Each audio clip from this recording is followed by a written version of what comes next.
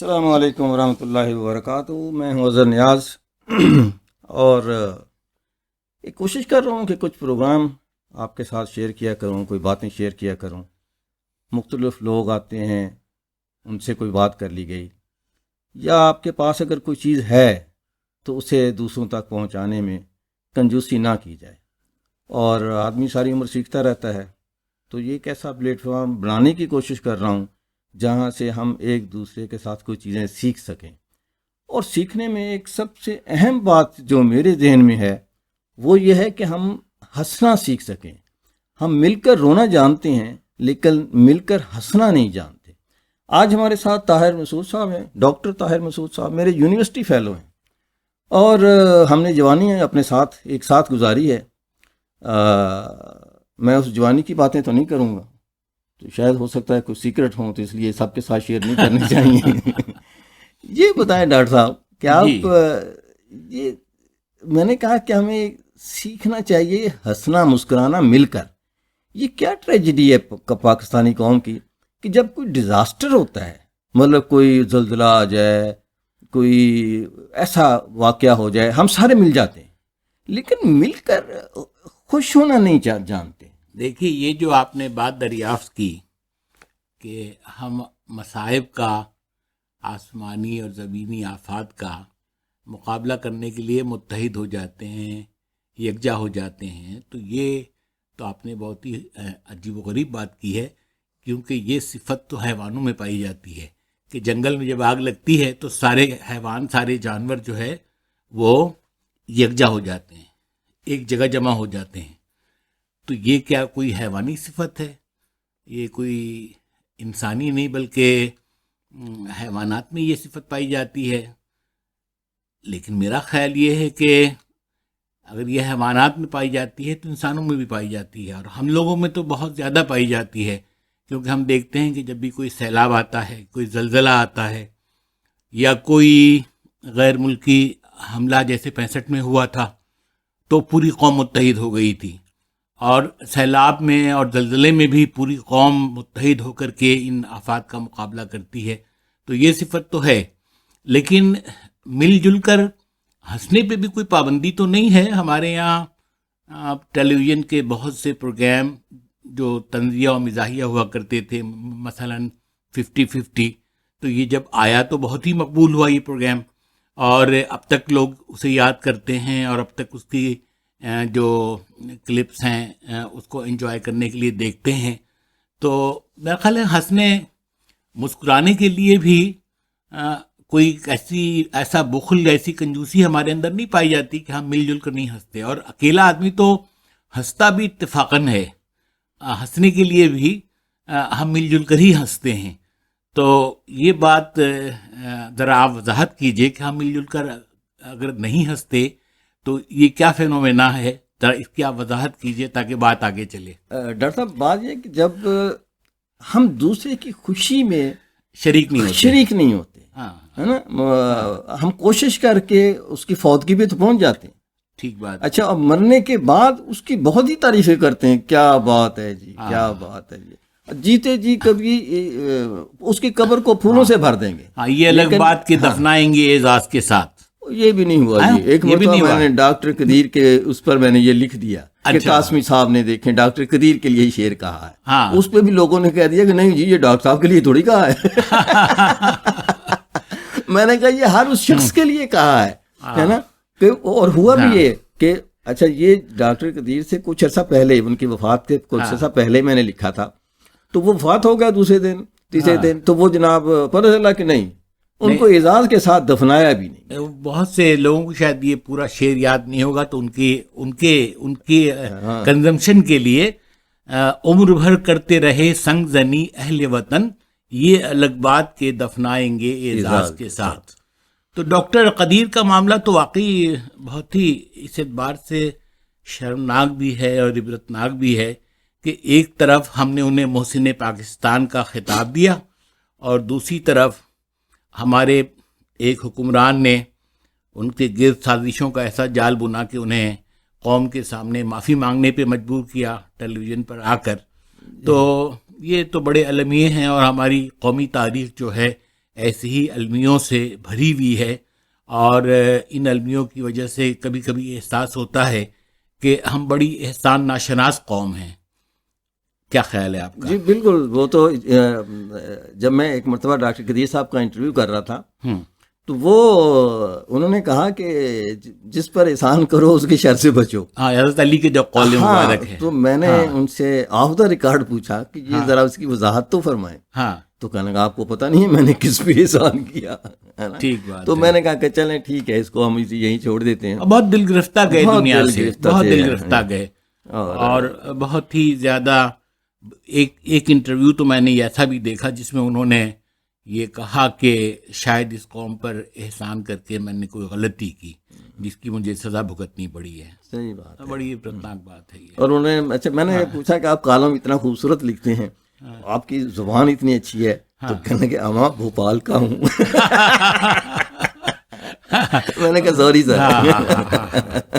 اور بھوپال کی وہ جو شہزادی تھیں، ان کا تو بڑا احسان ہے کہ شبلی نعمانی کو سیرت النبی لکھنے کے لیے جو وظیفہ ملتا تھا وہ وہیں سے ملتا تھا، اور اسی وظیفے کی وجہ سے علامہ شبلی نعمانی اس لائق ہوئے کہ اپنے سارے کام، ساری روزگار کی مصروفیات کو بالائے طاق رکھ کر انہوں نے سیرت النبی پر کام کرنا شروع کیا.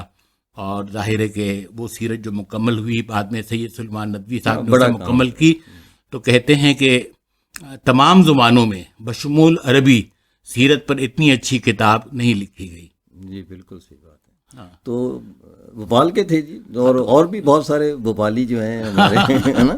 کراچی میں تو بہت ہیں بھوپالی میں. ہاں، کراچی میں بہت ہیں، سیاست میں بھی ہمارے زمانے میں ہوتے تھے، بہت ہیں. بلکہ میری اہلیہ کے جو آبا و اجداد ہے وہ بھی بھوپالی سے ان کا تعلق ہے. تو بس آپ کا تعلق بھی ہو گیا پھر. تو ظاہر ہے کہ میرا تعلق بھی بھوپال سے ہی ہو گیا، سسرال تو بھوپالی ہوئی نا پھر. بلکہ وہ صبح سوچ رہا تھا ایسی آپ کے بارے میں، تو وہ مجھے یاد آ گیا ایک شعر کہ آپ اپنا تعارف ہوا بہار کی ہے. بہار کی، بہار میں زیر لگا دیجئے تو بہار ہو جاتا ہے. تو یہ ہے. اچھا یہ فرمائیں کہ جو ملک ہے اس وقت ہم اس کو کیسے اچھا کر سکتے ہیں؟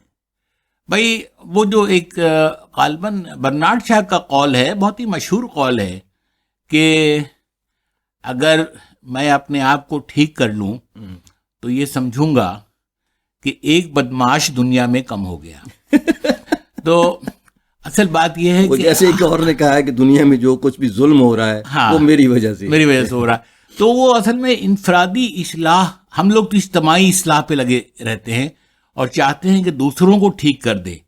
تو حالانکہ دوسروں کو ٹھیک کرنا تو ایک پیغمبرانہ کام ہے. اس کام کے لیے انبیاء مبعوث کیے جاتے رہے ہیں، اور ہمیں پتہ ہے کہ انبیاء میں بھی ایک ہمارے رسول اللہ صلی اللہ علیہ وسلم کے علاوہ شاید ہی کوئی نبی ایسے ہوں جو کامیاب ہوئے ہوں. بالکل ٹھیک ہے نا. تو اللہ تعالیٰ غضبناک ہو کر کے ان امتوں پر عذاب بھیجتا رہا ہے. تو اب بھی صورتحال ایسی ہے، اتنی دردناک اور اتنی عبرتناک ہے کہ شاید اب بھی کسی نبی کی قیامت کی ضرورت ہے. حالانکہ ضرورت تو نہیں رہی، رسول اللہ صلی اللہ علیہ وسلم نے اپنا کام مکمل کر دیا اور اب اس کے بعد کسی نبی کی ضرورت نہیں ہے. تو اس لیے ہم سب کچھ جانتے ہیں، برے بھلے ہر عمل سے واقف ہیں کہ کون سا عمل اچھا ہے، کون سا عمل برا ہے. تو کوئی غفلت کی جو صورت ہے وہ علمی سطح پہ نہیں ہے، غفلت کی جو صورت ہے وہ عمل کی سطح پر ہے. تو اگر انفرادی طور پر ہر شخص اپنے آپ کو ٹھیک کرنے کے کام پہ معمور ہو جائے تو کوئی وجہ نہیں کہ یہ معاشرہ ایک اچھے انسانوں کا معاشرہ نہ بن جائے. لیکن مجھے کچھ ایسا لگتا ہے کہ جب تک کہ قدرت کا فیصلہ سامنے نہیں آئے گا، اور جب تک قدرت یہ نہیں چاہے گی کہ یہ قوم ایک اچھی قوم بنے، اس وقت تک شاید کسی مبلغ کے بھی بس میں نہیں کہ وہ لوگوں کو ٹھیک کر سکے. اور ہمارے ہاں مبلغین کی کمی کبھی بھی نہیں رہی. اور اب ایک نئی بریڈ آئی ہے جس کو ہم موٹیویشنل اسپیکرز کہتے ہیں. تو اب کافی تعداد میں وہ بھی آ گئی ہے، اور اگر ہم ان کی گفتگو سنیں تو وہ اتنی پرتاثیر ہوتی ہے کہ واقعی یعنی آدمی حیران رہ جاتا ہے کہ بات سمجھانے کا یہ ڈھنگ بھی ایک ہو سکتا ہے. لیکن اس کے باوجود ہم دیکھتے ہیں کہ لوگ ایسی محفلوں سے سرشار ہو کر اٹھتے ہیں لیکن بدلتے نہیں. تو بدلنے کا کام جو ہے وہ تو میرا خیال ہے کہ صرف اللہ تبارک تعالیٰ ہی کے اختیار میں ہے. اور جب قرآن حکیم میں یہ فرمایا گیا رسول اللہ علیہ وسلم کو مخاطب کر کے کہ لست علیہم بمسیطر، کہ تم تھانے دار نہیں ہو، رسول اللہ علیہ وسلم سے کہا کہ تم تھانے دار نہیں ہو. تو جب رسول اللہ علیہ وسلم کو بدلنے کا اختیار نہیں دیا گیا اور صرف یہ اختیار دیا گیا کہ آپ اپنی بات پہنچا دیں، اس کے بعد آپ کا کام ختم ہو جاتا ہے. کسی کو ہدایت دینا نہ دینا یہ صرف اللہ تبارک تعالیٰ کے اختیار میں ہے. تو اب بھی صورتحال ایسی ہے کہ موٹیویشنل اسپیکر بھی کام کر رہے ہیں، مولانا طارق جمیل جیسے پرتاثیر مصلح اخلاق بھی اپنا کام کر رہے ہیں، اور اس طرح کے ہزارہ دانشور اور علماء اور مبلغین جو ہے اپنے کام سے لگے ہوئے ہیں. تو کام تو ہو رہا ہے، لیکن تبدیلی جو ہے انسان کے فرد کے باطن میں کیسے آتی ہے یہ تو صرف اللہ تعالیٰ کے اختیار میں ہے. آپ کی کیا رائے ہے؟ اچھا، یہ ایک تو بات میں اس پہ بھی کہا تبدیلی کے بعد ہم کتنے لوگ عمرے پہ جاتے ہیں، حج پہ جاتے ہیں، لیکن وہ خرے عیسیٰ بمکہ رواج واپس آیا تو گدھے کا گدھا. ہاں بالکل. تو وہ جو ہے حضرت عیسیٰ کا گدھا یہ گیا، یعنی گدھے کے پیٹھ پہ کتابیں لاد دیں تو اس سے گدھا دانشور نہیں ہو جاتا، دانشور نہیں ہو جاتا، رہتا گدھا گدھا ہی رہتا ہے. ایون مکہ چل، اچھا ہم حج پہ جاتے ہیں، جب واپس آتے ہیں تو وہی اظہر نیاز کے اظہر نیاز ہی ہوتے ہیں. ہمارے ہاں وہ بٹر فلائی بننے والا جو تصور ہوتا ہے نا کہ یار ایک لاروا جائے حج پہ اور جب واپس آئے تو اس کو بٹر فلائی بننا چاہیے. صحیح ہے نا، ہم وہ اسی طرح کے وہ وہی کے وہی ہوتے ہیں. بالکل صحیح. یہ تبدیلی جو ہے، اچھا اب آپ کہتے ہیں یہ نبی بھی نہیں آئیں گے، میں بھی یہی کہتا ہوں، فیصلہ اللہ کا بھی یہی ہے. تو پھر وہ نبیوں کا کام جو ہے انفرادی طور پر کرتے، جیسے مولانا مودودی سے کتنی عمر کرتے رہے جی تبدیلی تبدیلی تبدیلی، نہیں لا سکے تبدیلی. اسی طرح سے اور لوگ بھی خواہشیں بہت ہوتی ہیں، وہ موجودہ حکومت کو دیکھ لیجئے، دوسروں کو. اچھا یہ تبدیلی کا کام انفرادی طور پہ تو ہو گیا، کیا آپ کے خیال میں جو حکومتیں ہوتی ہیں یہ مبرہ ہیں، یہ ان کے ذمہ نہیں ہے کچھ کہ وہ تبدیلی؟ قرآن حکیم میں ایک تبدیلی کا جو فلسفہ بیان کیا گیا ہے اس میں یہ ایک آیت کا ترجمہ یہ ہے کہ ہم قوموں کے درمیان وقت کو گردش دیتے رہتے ہیں، اور یہ ایسا اس لیے ہوتا ہے کہ ہم بروں کی جگہ بھلوں کو لا سکیں. تو اسی لیے آپ دیکھیے تو دنیا میں مختلف تہذیبیں ابھرتی رہی ہیں، چھا جاتی رہی ہیں، اور اس کے بعد پھر آہستہ آہستہ ان میں خرابیاں پیدا ہوئی اور ان کی جگہ کوئی دوسری نئی تہذیب نے لے لی. تو جیسے کسی زمانے میں یونانی چھائے ہوئے تھے، پھر رومن چھائے ہوئے تھے، پھر مسلمانوں کی تہذیب غالب آئی، پھر انگریز غالب آئے، پھر اس کے بعد دوسری جنگ عظیم کے بعد امریکہ کو عروج ملا، پھر اشتراکیت کی صورت میں روس کو عروج ملا.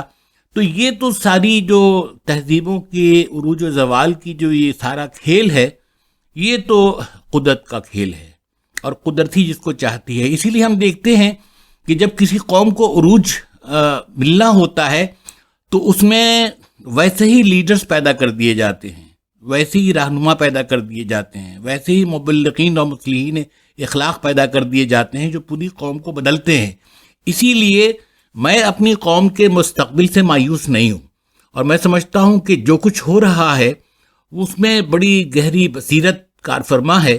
اور مجھے ایسا لگتا ہے کہ اس وقت ہمارے ملک کے اندر تعمیر اور تخریب جو ہے ایک دوسرے کے گلے میں باہیں ڈال کر کے آگے بڑھ رہی ہیں، اور ایک وقت آئے گا کہ جب تخریب کا عنصر کم ہوتا جائے گا اور تعمیر کا عنصر غالب ہوتا جائے گا. اس لیے کہ اس وقت ہمارا میڈیا تو نہیں بتاتا کہ اس ملک میں کتنی تعمیری کام ہو رہے ہیں، لیکن میں خود اپنی آنکھوں سے دیکھتا ہوں کہ ایک تبدیلی جو ہے ذہنوں کے اندر، عمل کے اندر، اداروں کے اندر رفتہ رفتہ آ رہی ہے.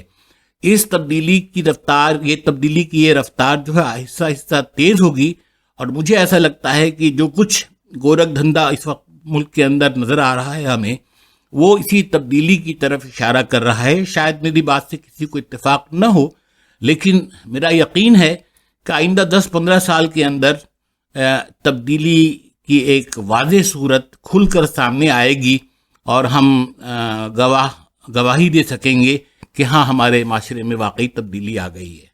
اچھا ڈاکٹر صاحب، ہوا یہ ہے کہ مختلف ملکوں نے جو ترقی کی ان کے اپنے ماڈل ہیں۔ مثال کے طور پر امریکہ نے ترقی کی تو 400 سال تک جو ہے وہ خانہ جنگی کا رہا، پھر ابراہیم لنکن آیا، پھر کچھ ہوا، پھر آگے چلا گیا، ٹھیک ہے جی۔ اسی طرح سے اگر جاپان کو دیکھا جائے تو وہ پہلی جنگ عظیم کے بعد، دوسری جنگ عظیم کے بعد تباہی کے دہانے پہ پہنچ گیا اور کچرا بن گیا، بالکل کوڑ کباڑ لوہے کا جیسے ہوتا ہے نا، ایک ایٹم بم جو ہے اس نے سہا، اور اس کچرے کے اوپر انہوں نے وہ ملک تعمیر کر دیا جو کہ دنیا کی بہترین معیشت ہے اور دنیا کا بہترین سب سے زیادہ آنےسٹ ملک ہے۔ مطلب یہ دو جملے تو سننے میں ملتے ہیں، بے شک۔ اچھا تیسرا جو ہے ماڈل چائنا والا ہے کہ انہوں نے کہا کہ بھئی صبح آپ کو 3 مہینے دیے جا رہے ہیں، یہ افیم کھانا چھوڑ دو، لیکن جو نہیں کھائے گا اس کو گولی مار دیں گے۔ اچھا، اور انہوں نے گن پوائنٹ کے اوپر جو ہے ایک تبدیلی لے کے آ گئے، باقی کچھ لوگوں کو مارا پیٹا بھی، جو بھی ابھی بھی یہی ہو رہا ہے اس کے ہاں۔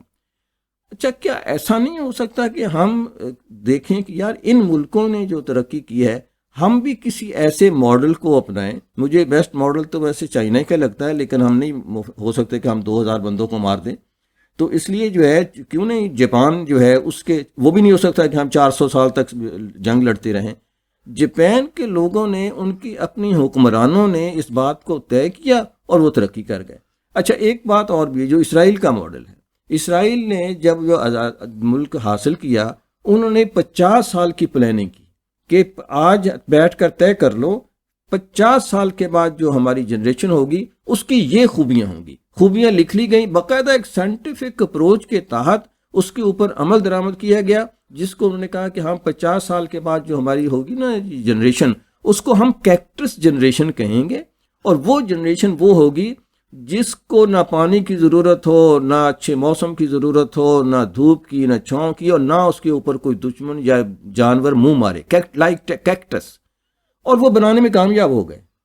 دیکھیے، یہ جو بات آپ نے کہی، آپ کی گفتگو جو ظاہر ہے کہ بہت معلومات افزا ہے، لیکن یہ گفتگو خود اس بات کی طرف اشارہ کر رہی ہے کہ کوئی باہر سے طے شدہ ماڈل کو اختیار کر کے کسی قوم نے ترقی نہیں کی ہے، بلکہ ہر قوم کے اندر ہی سے ترقی کرنے کا ماڈل ابھرا ہے، اور اسی ماڈل کو فالو کر کے ان لوگوں نے ترقی کی ہے اور کامیابی حاصل کی ہے۔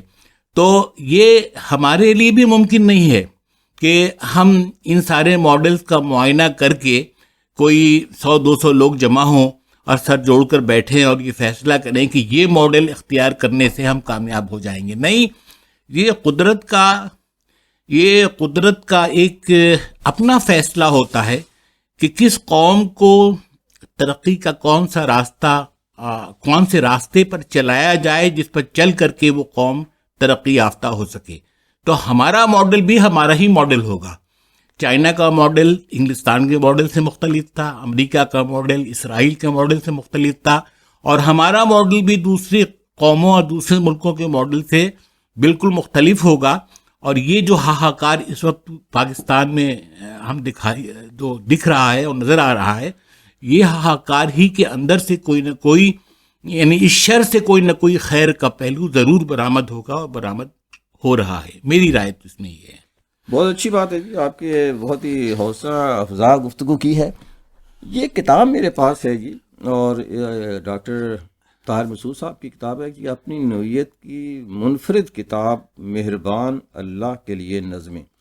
اچھا، اس میں تھوڑی سی میں بات کروں، پہلے تو فرمائیں کہ آپ کی ٹوٹل کتابیں کون کون سی ہیں، اگر آپ کو نام یاد ہے؟ میری تقریباً 22 کتابیں ہیں، اور یہ 22 کتابیں جو مطبوعہ ہیں، اور ان میں زیادہ تر ادب اور صحافت سے متعلق کتابیں ہیں۔ ادبی جو کتابیں ہیں اس میں میرا ناولٹ بھی ہے، اس میں میرے افسانوں کے مجموعے بھی ہیں، اس میں میرے شاعری کی کتابیں بھی ہیں، تقریباً 2 کتابیں ہیں شاعری کی۔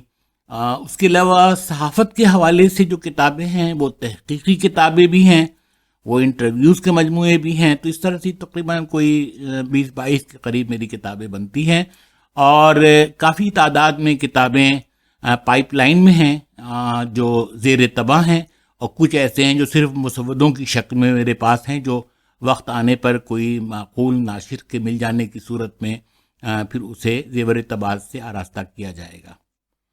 اچھا، یہ خیر ایک تو میں آپ کو جانتا ہوں کہ یونیورسٹی میں زمانے ہی میں ہم کچھ لکھنے پڑھنے کی طرف راغب ہوئے، آپ افسانہ لکھا کرتے تھے اور آپ شاعری کرتے تھے، میں شاعری کرتا تھا، مضامین بھی لکھتے تھے۔ ہاں مطلب مجھے کچھ پتہ ہی نہیں چلا تھا کہ میں نے کہا، ہمارے دوست ہوتے تھے محمود قمر صاحب، وہ کبھی کہتے ہیں مجھے کہ آپ جو ہیں تنقید اچھا لکھ سکتے ہیں، پھر کبھی کہتے ہیں نہیں آپ نثر اچھی لکھ سکتے ہیں، تو وہ قاسمی صاحب نے مجھے کہا کہ آپ شریف آدمی ہیں، کچھ بھی نہ لیکن قاسمی صاحب نے بڑی حوصلہ افزائی کی اور میرے بہت سارے مضمون انہوں نے فنون میں چھاپے اپنے اس میں۔ اچھا، یہ آپ کو شاید یاد نہیں ہے کہ ایک علمی مضامین لکھنے کا مقابلہ ہوا تھا جس میں آپ نے بھی اپنا مضمون بھیجا تھا اور آپ کے مضمون کو انعام ملا تھا۔ جی، وہ پورے جی پاکستان کی یونیورسٹیوں کے طلباء کے درمیان تھا، بالکل، اور میرے جو مضمون تھا اس کا عنوان تھا اقبال اور پتہ نہیں کچھ اقبال کے حوالے سے بندہ مزدور، اقبال اور بندہ مزدور، اور اس پر جو ہے مجھے فرسٹ پرائز دیا گیا تھا، اور اللہ تعالیٰ کی مہربانی۔ دوسرا کارنامہ آپ کا یہ تھا کہ آپ نے اپنے موٹر سائیکل کے پیسے جو ہیں اس کو محمود قون کی کتاب چھاپنے پہ لگا دیے، اور یہ بھی کتاب یہ بھی لگا دیے، نام کے پیسے چائے ہوئی۔ بہرحال کس کتاب میں سے کوئی ایک نظم آپ سنا سکتے ہیں؟ ہاں، یہ ویسے کتاب کی خوبی ہے کہ جہاں سے بھی کھول لیں، ہاں ہاں، وہ آپ اچھا یہ اتفاقی کہیں گے کہ ایک نظم جو اس میں سے اچانک کھولنے پہ نکلی ہے، اس کا عنوان ہے اللہ کا دین کہاں ہے؟ دین کو ڈھونڈتے ہو تم داڑھی اور ٹوپی میں، ٹخنوں سے اوپر شلوار اور برقعے میں، دین ہے دل میں اللہ اور رسول کی محبت، خوف، اطاعت سب ہیں دل میں، اللہ دیکھتا ہے دل کو اور تم، یہ ہے نا۔ ہاں آخری، اچھا یہ جو آخر میں جو آپ نے سوال پہ چھوڑ دیا، یہ اس پہ بڑی گفتگو ہوتی تھی کہ کوئی بھی آپ کی تحریر جو ہے اس کے آخر میں کوئی نہ کوئی سوال چھوڑ جانا چاہیے، ہاں ایک پنچ لائن آخر میں ایسی ہونی چاہیے جو دوبارہ اس پوری نظم کو یا اس سلسلے تحریر کو بامانی بنا دے اور سوچنے پہ مجبور کرے۔ بہت شکریہ طاہر صاحب، آپ کے ساتھ کوئی 4-5 سال ہم نے یونیورسٹی میں گزارے، اگر ان سب چیزوں پہ گفتگو کی جائے تو 4-5 سال چاہیے مسلسل بولنے کے لیے۔